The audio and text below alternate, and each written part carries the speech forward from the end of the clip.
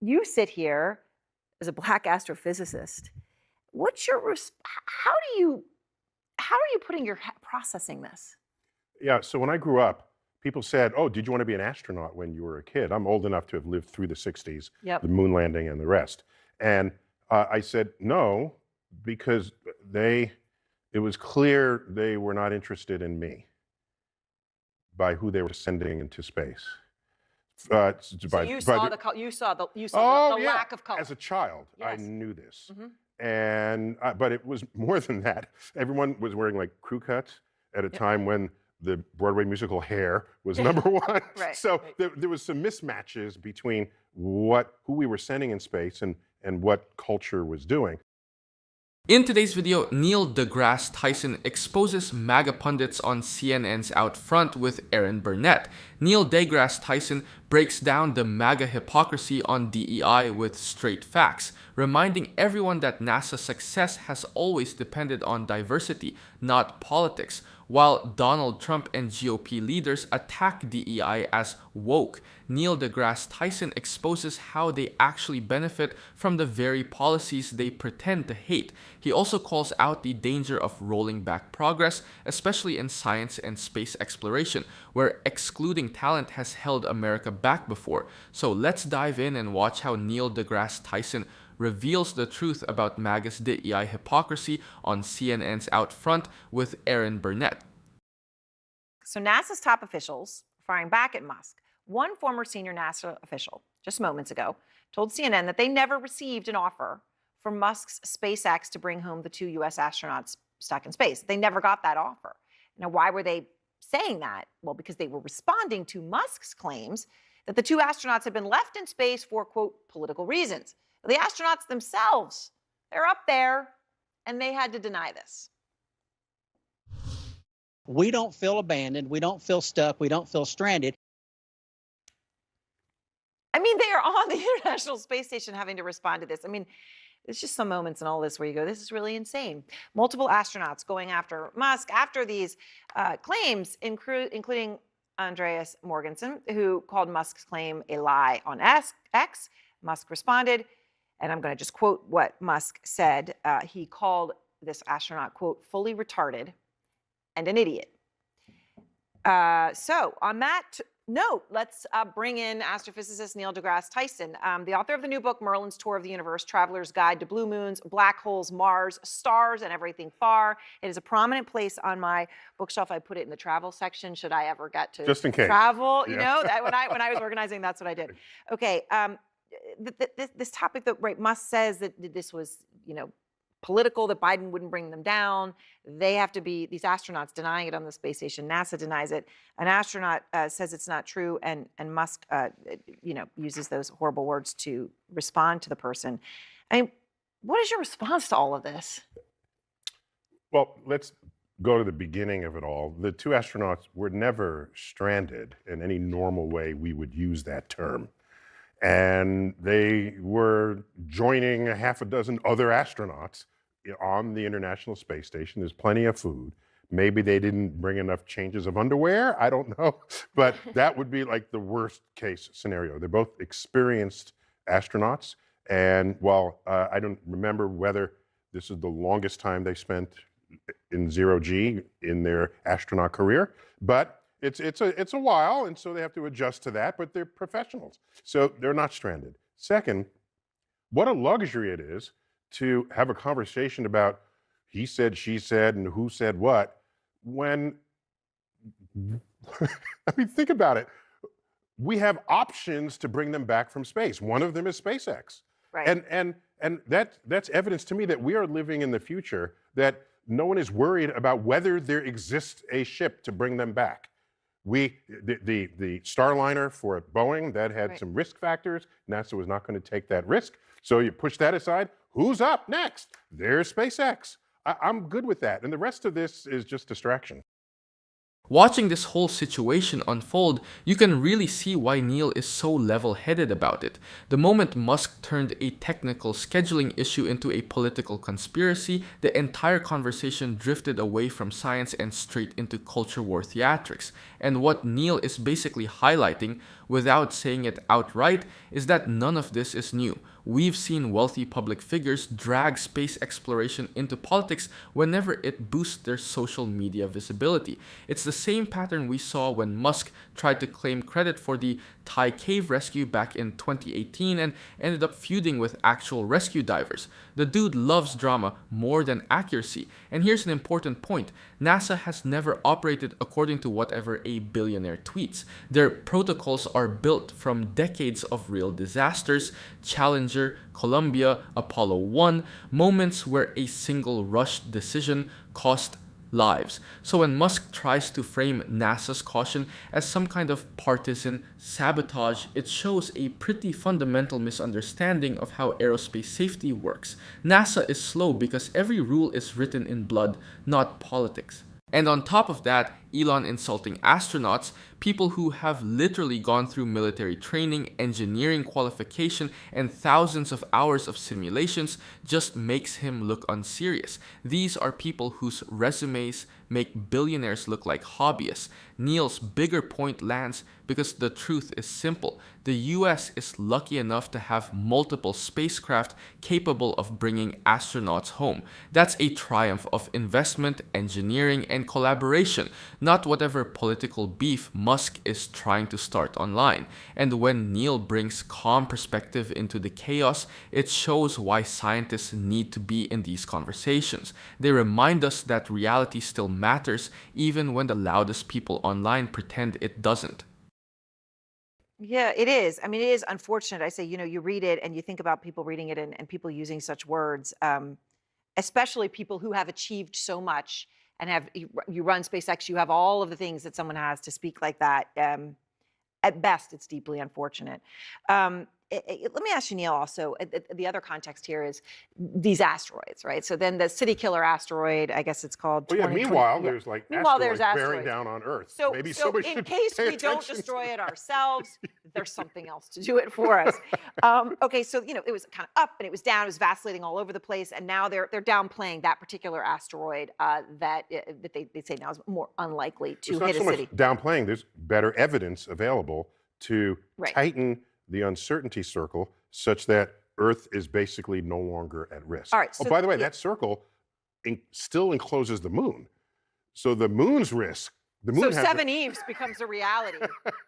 The Neil Stephenson book I enjoyed. Right, you break up the moon and the pieces start coming down. Yeah. But I know asteroids are a very serious thing, and there's only so much ability, and I think this is what this brought to bear, to see them within the time frame that one could do anything about it. Yes, that's a perfectly stated concern. And so we have some telescopes coming online very shortly that specialize in the discovery of very dim asteroids. And these are the ones that can sneak up on us and not give us much time to react, either to deflect it, which NASA has been building that kind of technology. They had a mission, the DART mission, Double Right. Asteroid Redirect Test, just a couple of years ago, successfully altered the path of an asteroid. This was not known whether that would work because the structural integrity of asteroids is not well understood. You can Yeah. push on one piece, that might break off and leave the Right. rest in place. Yeah. We don't know this. So the more of these kinds of missions that we launch, Yeah. the safer we might feel going forward when one of these gets discovered that could be headed towards Earth. Yeah. All right. So now let me ask you also about these executive orders, the DEI orders that are now, at first I think people felt maybe in some of the government agencies, okay, it's just rhetoric. Call it whatever you want to call it, continue with it. It now appears that that's not the case, right? This is not rhetoric, this is reality. Look at NASA, for example, the web pages that would talk about the diversity of the space program. Just to say, look at how diverse our program is. This is something that we are proud of. Look at the 404 warning you get now. It's gone. Programs promoting diversity and inclusion, even, Black History Month, or Black astronauts, women astronauts, minority astronauts, just things, again, that space program that NASA was proud of appear at this point to have been shut down. What Neil is getting at here becomes even clearer when you zoom out and look at the actual state of space science right now. The fact that NASA is actively preparing for asteroid threats with missions like DART and planning even more advanced detection telescopes shows the exact kind of long-term thinking that only works when government agencies are allowed to operate based on science, not politics. And honestly, this whole city killer asteroid panic underscores how essential it is to have proper funding, proper oversight, and teams of experts who come from all backgrounds working on these problems. These aren't culture war topics. They're literally planetary defense issues. And that's why the rollback of DEI programs at NASA is such a huge red flag. People forget this, but a ton of NASA's innovation came directly from opening the doors wider. The first black NASA engineers hired because of diversity pushes. The first women in mission control, same story. Even the team that worked on the James Webb Space Telescope was one of NASA's most diverse scientific groups ever, and it led to one of the most successful missions in human history. The data backs this up too. McKinsey, Harvard Business Review, and multiple STEM workforce studies have all shown that diverse engineering teams outperform homogeneous ones when solving complex, high-stakes problems. Asteroid deflection missions, deep space navigation, spacecraft design, these aren't simple tasks. You want every brilliant mind you can get. So when the GOP starts wiping DEI language off NASA's site and pretending it's just cosmetic, it's not just petty, it's dangerous. You can't push humanity forward with one hand while closing the door behind you with the other. Neil's not just defending inclusivity, he's defending the future of science itself. You know, you sit here as a black astrophysicist. What's your how are you putting your processing this? Yeah, so when I grew up, people said, "Oh, did you want to be an astronaut when you were a kid?" I'm old enough to have lived through the 60s, Yep. the moon landing and the rest. And I said no, because it was clear they were not interested in me by who they were sending into space. So you saw the yeah. lack of color. As a child, I Yes. knew this. Mhm. And but it was more than that. Everyone was wearing like crew cuts at a time when the Broadway musical Hair was number one. Right, So right. there was some mismatches between who we were sending in space and what culture was doing. I still valued that we were going into space, but I didn't feel like I was a part of that. And with DEI, so I always viewed that as a way to encourage agencies to look in places you hadn't looked before for talent that you've been missing. Yeah. And so if we're going to stop that, and you think every person who's the right, who's correct for a job is white male, that's I don't know what that means. Yeah. And to fire a 4-star Air Force general Right. with an advanced degree in aerospace engineering, Yep. replace him with someone who is Okay. who's not a general, Yep. it would be a 3-star general. It would be the first 3-star general as head of the Joint Yeah. Chiefs of Staff ever. That seems like a different form of DEI. It's like you're favoring someone else who's not even qualified. All right, Neil. Well, thank you very much. Man, hearing Neil talk about this hits differently because the bigger picture here is that DEI isn't some random political trend. It's something that literally reshaped the trajectory of entire scientific fields. When you look at the history of NASA or even the broader aerospace industry, the only reason it evolved into what it is today is because people outside the old default mold finally started getting a chance.